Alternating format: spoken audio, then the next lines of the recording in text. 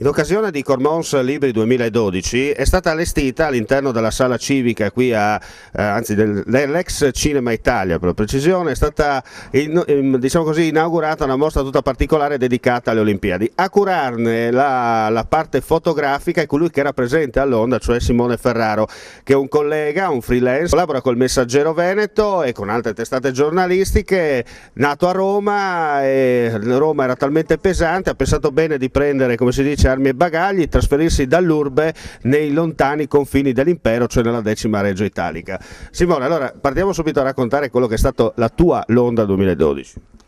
La mia Londra 2012 è stata la mia prima Olimpiade, quindi sono arrivato con un bagaglio di tensione e emozione pressoché infinito, quasi immagino quelle degli atleti che si apprestavano a cimentarsi nelle gare. Fino all'apertura, alla cerimonia, non credevo ancora di essere lì, poi si è travolti dagli eventi e quindi non si ha più tempo di pensare se non al lavoro e alle emozioni che le gare danno. Senti, quando il tripode si è acceso, no? Quando il fuoco sacro di Olimpia ha cominciato a ardere e ha illuminato lo stadio di Londra, noi dalla televisione abbiamo vissuto un po' questa emozione, ma più che altro mediatica, nel senso che l'abbiamo percepita attraverso il satellite, attraverso il tubo catodico, quello che una volta veniva chiamato così, oggi LCD. Invece tu che eri lì dal vivo, qual è stata la prima sensazione? Beh, direi che quel fuoco ha riscaldato tutto lo stadio e tutti quelli che erano presenti.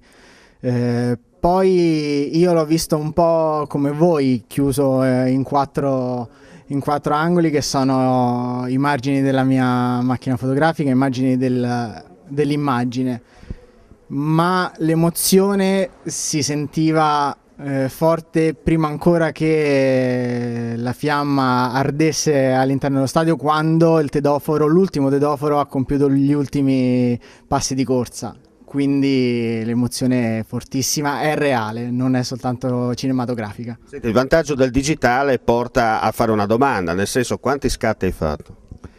Sì, si possono contare in maniera facile. Mi dicono che ho scattato poco per un fotografo da Olimpiadi e sono tornato a casa con circa 70.000 scatti. Soprattutto 70.000 sviluppi sarebbe più duro, no? Sì, no, di sviluppi, diciamo, di immagini che sono state lavorate al termine delle Olimpiadi, ce n'erano circa 1.500-2.000 foto che sono andate subito in distribuzione, subito al CONI che le chiedeva in tempo reale, subito. Ecco, sottolineiamo questo, tu eri proprio per il CONI sul posto. Io ero uno dei fotografi dello staff del CONI, grazie alla collaborazione con l'agenzia GMT di Roma, con la quale ormai lavoro da diversi anni. Abbiamo visto anche una bellissima foto che ha immortalato il nostro amico canoista Daniele Molmenti con questa medaglia d'oro, no? Tra i denti. Lui dice che è molto meglio il montasio perché è più morbido, ma l'oro insomma ha tutto un altro gusto.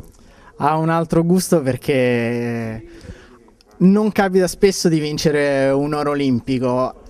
Le Olimpiadi è il traguardo più grande, è lassù nell'Olimpo appunto, quindi una volta che si arriva ad avere quel giallo tra le mani l'emozione è tantissima. Mi rammarico di non essere stato presente alla gara di Molmenti, però ero a riprendere altri nostri atleti e altre medaglie, quindi. Senti, si è parlato molto della Londra dietro le quinte, cioè la Londra blindata, una Londra quasi inaccessibile, invece dal tuo punto di vista, visto che eri sul luogo, com'è stato il dietro le quinte delle Olimpiadi?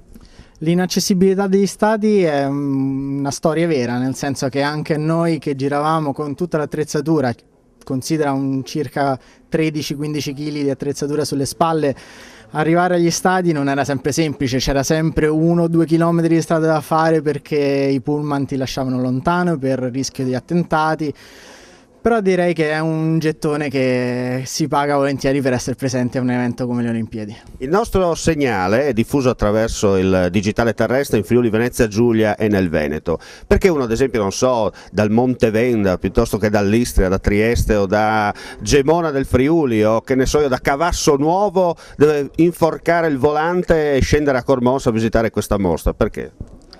Beh, direi perché fino al 16 dicembre si ha la possibilità un pochino di rivivere quelle emozioni che sono state così forti quest'estate, visto che per le prossime bisogna aspettare 4 anni o almeno 1 anno e mezzo per quelle invernali. Direi che è una fatica che si può compiere. Un complimento a Simone Ferraro perché in questi tempi non è così facile mettere in piedi una mostra del genere, soprattutto un complimento tuo perché si può rivivere attraverso queste foto le emozioni di un'Olimpiade che ha dato grandi soddisfazioni non solo allo sport italiano ma anche a tutto lo sport in generale.